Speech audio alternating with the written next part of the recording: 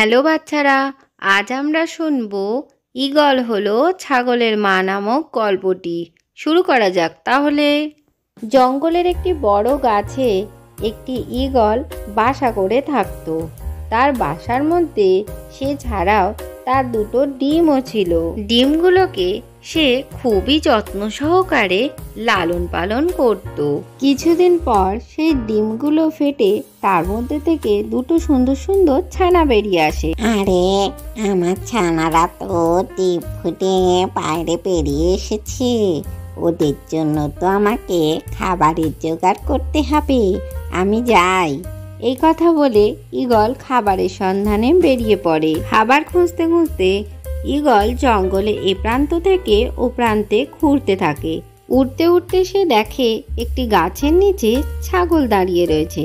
তাদেরকে দেখে সে সেখানেই নেমে আসে আর এসে দেখে সেই ছাগলের সাথে তার একটি ছোট ছানাও রয়েছে। এই যে ছাগল, তোমার এই ছোট ছানাটাকে আমি আমার সাথে নিয়ে যাচ্ছি।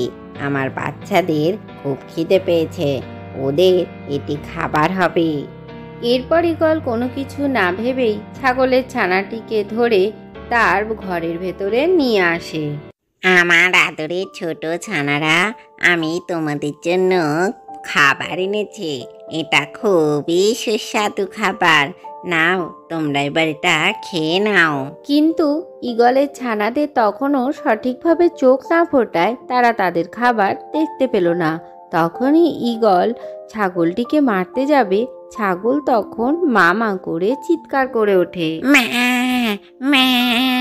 তারপর ছোট ছাগলটি ভয় পেয়ে দৌড়ে এসে ঈগলকে জড়িয়ে ধরে। ছাগলটার এরকম ভালোবাসা দেখে ঈগলের মনেও মায়ের মমতা জেগে উঠেছিল। তখন সে ছাগলকে মারতে পারল না।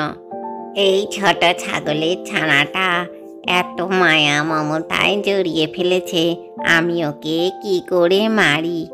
আমি ওকে মারতে পারবো না। আজ থেকে আমি ওর নাম রাখলাম ছোটু।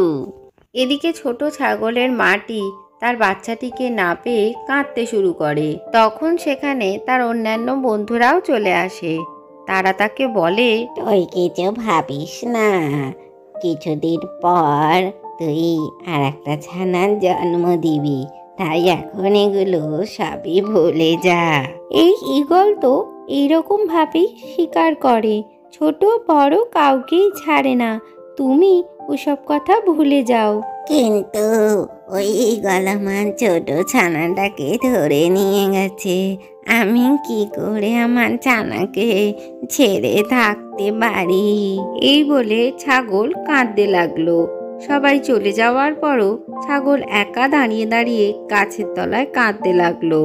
এদিকে ঈগল তার ছোট ছানাগুলোর জন্য মাছ শিকার করে এনে দেয় আর ছোটু জঙ্গলের এদিক ওদিক ঘুরে ঘাস খেতে থাকে।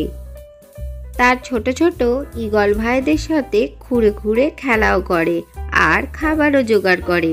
এইভাবে তারা খুব মজা করেই থাকে। কিন্তু একদিন হলো কি, একটি শিকারী শকুন তাদেরকে দেখে ফেলে। এই ঈগল ছানারা, এই ছাগল ছানাটা তোদের সাথে এখানে কি করছে? ও ছাগল ছানা হতে যাবে কেন? ও তো আমাদের দাদা। এটা একটা ছাগলের ছানা, আমি এখন এটাকে খাবো। সরো তোমরা সবাই। শকুন ছাগলকে আক্রমণ করতে যাবে, তখনই সেখানে ঈগল এসে হাজির হয়।